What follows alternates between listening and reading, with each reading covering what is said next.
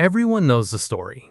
A wedding, an empty wine table, a mother's quiet request, 6 stone jars, water that became wine. We've heard it so many times we've stopped really seeing it. But what if I told you the wine wasn't the miracle? That Jesus wasn't just saving a party, and that most Christians, including some who have taught this story for decades, have completely messed with John was actually trying to show us? Stay with me, because there are 3 details hidden in this story that change its entire meaning.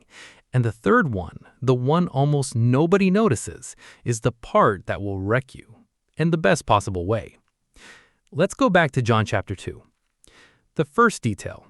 John writes, "On the 3rd day there was a wedding in Cana of Galilee." He didn't have to tell us it was the 3rd day. He could have just said, "One day there was a wedding." But John never wastes a word. The 3rd day in the Hebrew scriptures is resurrection language.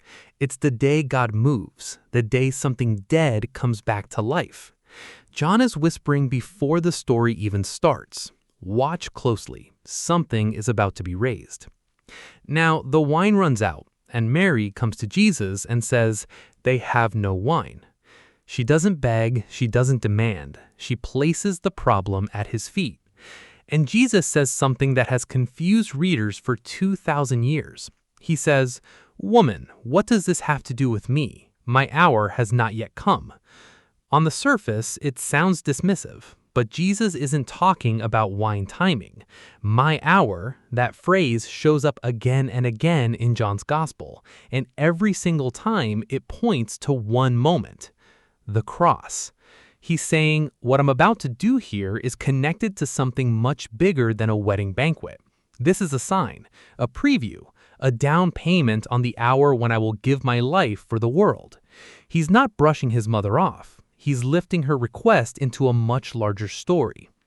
And Mary doesn't argue. She doesn't explain. She turns to the servants and says 6 words that might be the most powerful in the entire New Testament.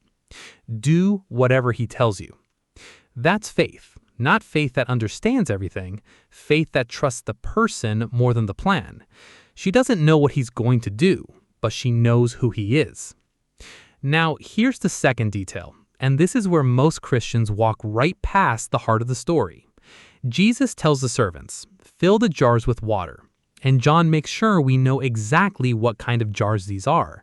Stone water jars, 6 of them, used for Jewish purification rites. The kind of vessels that held water for ceremonial washing, before meals, after touching anything unclean, according to the law of Moses.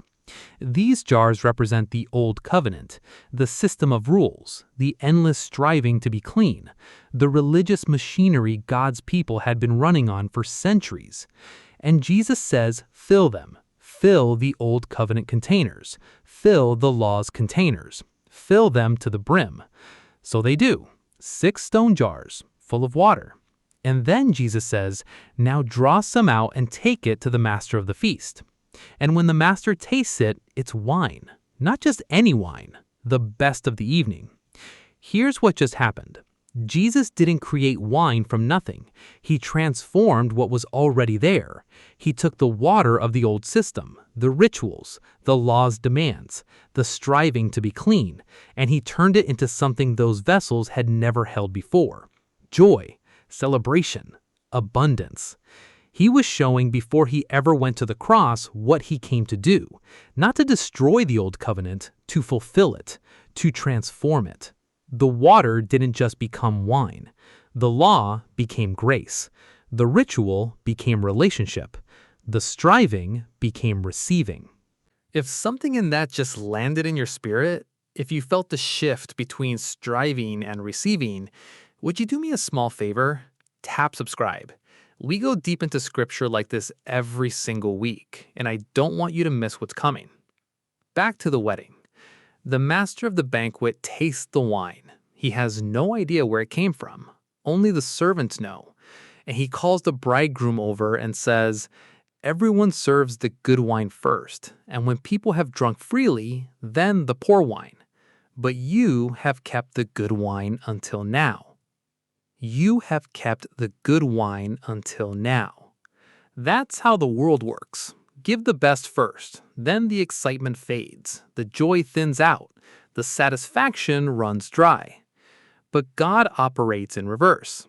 He saves the best for last.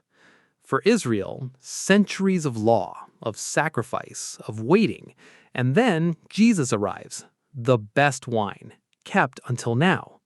For you, every season where it felt like the supply had run out, every long wait, every moment you wondered if God had forgotten your table, He hasn't run out. He's been holding the good wine back, not to punish you, not because He doesn't care, but because His timing always moves towards something better than what came before. That sentence was spoken at a wedding 2,000 years ago, and God is speaking it over your life today. But here's the third detail, the part almost nobody notices. There's one sentence at the very end of this story, only 13 words long, that John writes almost as an afterthought. Most people read right past it. But it tells you what this miracle was actually for. And once you see it, you cannot unsee it. John closes the story like this. This, the first of his signs, Jesus did at Cana in Galilee, and manifested his glory, and his disciples believed in him. And his disciples believed in him. Not the crowd, not the guests, not the host who was just relieved the crisis was over. The disciples. The miracle wasn't performed for the masses. It was performed for the ones who were close enough to see what was really happening. The real miracle wasn't water becoming wine. The real miracle was faith being born in human hearts, because that is always what Jesus is after. Not applause, not amazement, not the spectacle. He wants belief. He wants you to see who He actually is, not just what He can do. And once you see that, every miracle in the Gospel of John reframes itself. Every healing, every feeding, every storm that goes silent, they aren't just acts of power. They are invitations. God saying, look closer. There is something beneath this moment, something I am trying to show you about who I am. So let me ask you, where in your life have the jars run empty? Where are you standing at a table where the supply has run out, the hope, the peace, the strength, the joy, and you've been quietly wondering if God even noticed? He noticed, and He is not looking at your empty jars and walking away. He is saying the same thing He said to those servants 2,000 years ago. Fill them.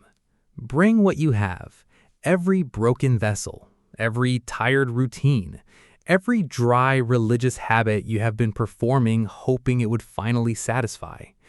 Bring it to Him. Because Jesus does not leave things the way He finds them. He transforms.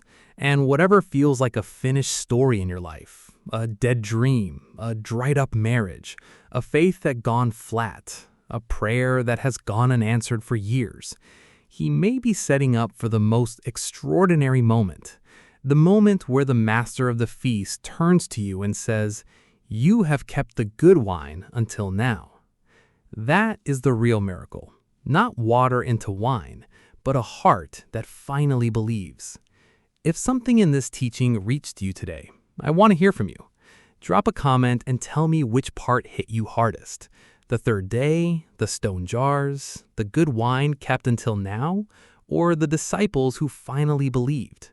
I read every comment. Tell me where you are. Let's close. Father, thank you for the wedding at Cana. Thank you that nothing in your word is accidental. Thank you that you came not to maintain the old, but to bring the new, to turn the water of our striving into the wine of your grace. And wherever the jars have run dry in the life of someone watching this, remind them that you are not done, that you keep the good wine until now. Open our eyes, not just to the surface of your miracles, but to the deep, beautiful truth beneath every sign. In Jesus' name, amen. Before you go, the next video is one you don't want to miss. We're going to look at another moment in the Gospels that almost every Christian has misunderstood, and it might just change how you pray forever. I'll see you there.